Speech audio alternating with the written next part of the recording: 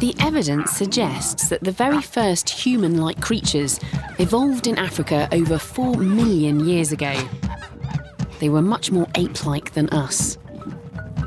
A series of human species with gradually bigger brains came and went.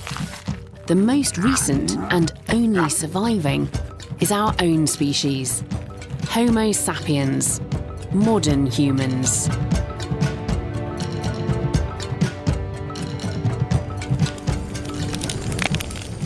Here is a skull of one of our nearest ancient human relatives, Homo heidelbergensis. If we compare it with this modern skull, some things just leap out at you. This heidelbergensis skull has an enormous brow ridge and a swept-back sloping forehead, much steeper in the modern skull. In fact, the whole brain case here is much rounder. Using the skull of the ancient human, experts have reconstructed his face to reveal our flatter-headed, beetle-browed predecessor.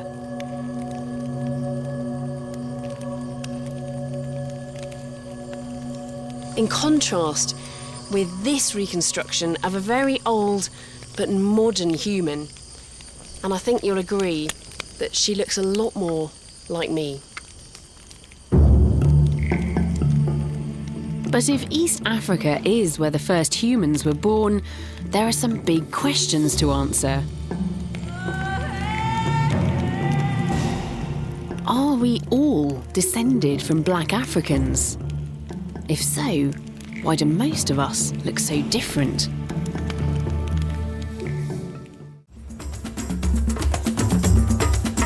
A different branch of science is beginning to provide very surprising answers. To find out more, I've come to Cape Town.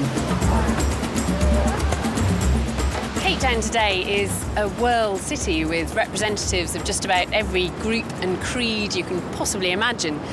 And every single one of these people unknowingly carries inside them a story of their ancient ancestors. That's because buried in the genes of each of us is an indelible record of our past.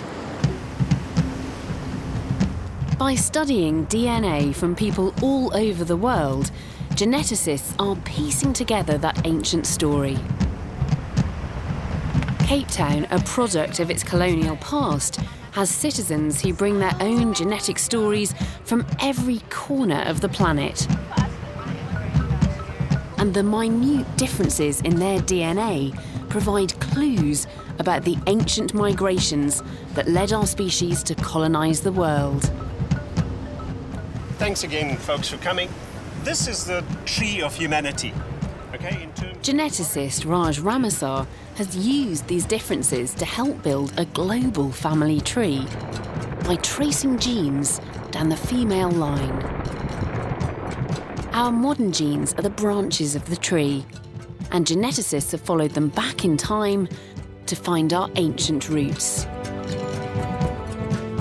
The DNA of everyone alive today fits somewhere on this tree. Follow the branches back to the beginning, and the tree reveals that ultimately we all have our roots in the same place. There's no question from the genetic data that is generated on the people here, as well as other studies that have been done, that humanity arose in Africa.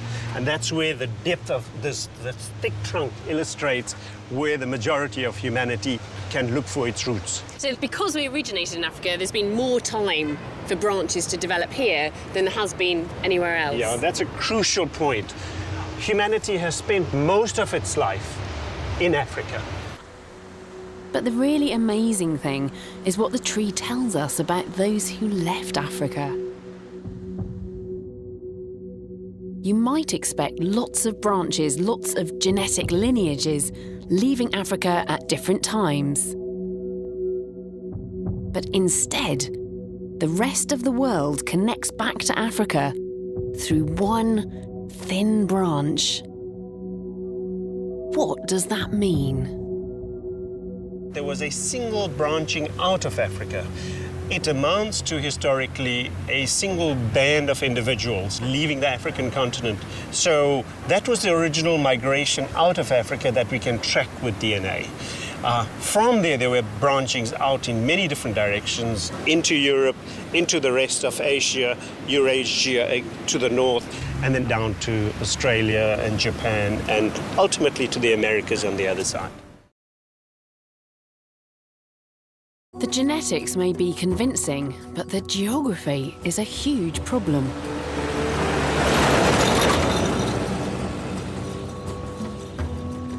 For these early families, deserts and oceans would have been massive obstacles.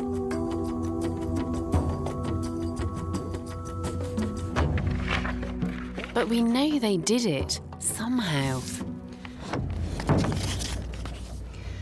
From this map, I think there are perhaps 4 possible routes out of Africa. Across the Straits of Gibraltar here, so a bit of a sea crossing. From Tunisia up through Sicily and Italy, even more sea to cross there. Down here across the mouth of the Red Sea, but you'd need a boat for that as well. Or here through the Sahara and Sinai deserts. Well, all of those routes have their challenges, but we know that it was just one of them that was taken. So which one was it?